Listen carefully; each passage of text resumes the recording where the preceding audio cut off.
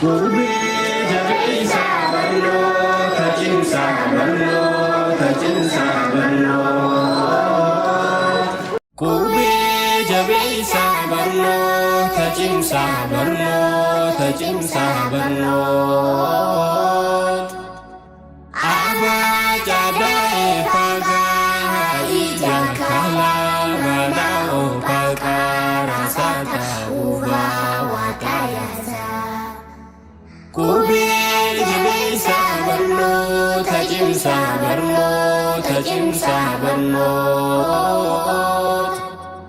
Abbaa jaada'ee fagaa ija kalaa balaa oofaqaa raasaa ta'uufaa waatayaasa. Ajachuun dura afaan Oromoo bara barsiisaa jabaadhaa qomoo. Bajachuun inni barnoota dhabnaan sanii xiqqeenyi. Caajachuun caaluu barnoota maaluu. Rajachuun dursaa barnoota keessaa afaan Oromoo bara barsiisaa.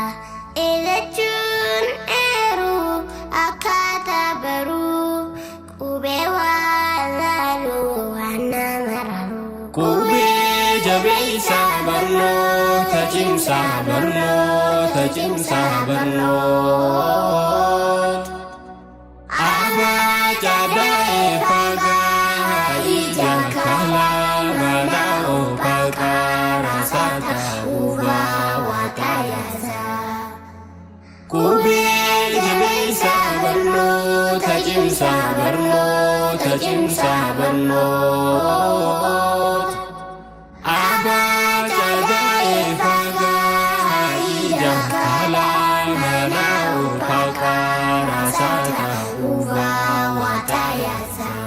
Fajechuun farraa namni waan barree carraa harkatee kan irraa goree.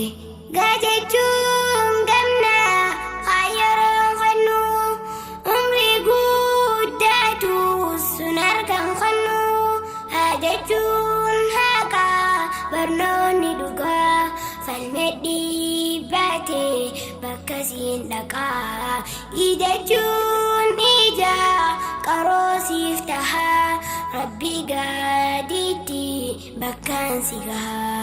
Gurbi jabeessa barnoota cimsaa barnoota cimsaa barnoota.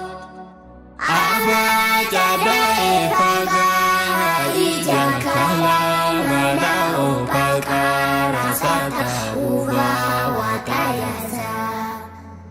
Gurbi jabeessa barnoota cimsaa barnoota cimsaa barnoota. Abbaa jaada'ee fagaa ija kalaa balaa oofaqaa raasaa ta'uufaa waatayaasa. Jajachuun jaarsi umriin laafa'u baruudhaa qaba qubee hundaa'u. Kajechuun ka'a hundaan akaanu barnoota daa'imaa ilmaan dhalchifnu. Laajachuun lachuu diiniif duniyaa ariif baataasa walumaan gayaa. Maajachuun mana manneen barumsaa bakkayyuu jaaraa ilmaan barsiisaa. Gurbi jabeessa barnoota cimsaa barnoota cimsaa barnoota. Abbaa jaada'ee fagaa ija kalaa balaa oofaqaa raasaa ta'uufaa waatayaasa. Gurbi jabeessa barnoota cimsaa barnoota cimsaa barnoota. Abbaa jaada'ee fagaa ija kalaa balaa oofaqaa raasaa ta'uufaa waatayaasa.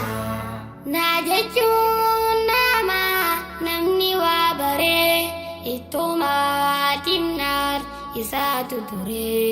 Ojechuun obsaan bilcheessu, qaajechuun qubee barree barsiisu, karaa sirriitiin ilmaan leenjisu. Baankuun poolisii nageenya tiisii, qaajechuun qubee barree barsiisu, karaa sirriitiin ilmaan leenjisu. Raajechuun isaa kan samii keessaa nama baaraate xiyyaara haasaa. Qubee jabeessaa barnoota cimsaa barnoota cimsaa barnoota. Abbaa Cadaa'ee fagaa ija kalaa balaa oofaqaa raasaa ta'uufaa waaqayyaasaa. Qubee jabeessaa barnoota cimsaa barnoota cimsaa barnoota. Abbaa Cadaa'ee fagaa ija kalaa balaa oofaqaa raasaa ta'uufaa waaqayyaasaa. Saajechuun saafuu lammii jabeessaa nama waan beene saafuu balleessaa. Taajechuun taajaa barnoonni kuni ujechuun ulee diinaan dawanii.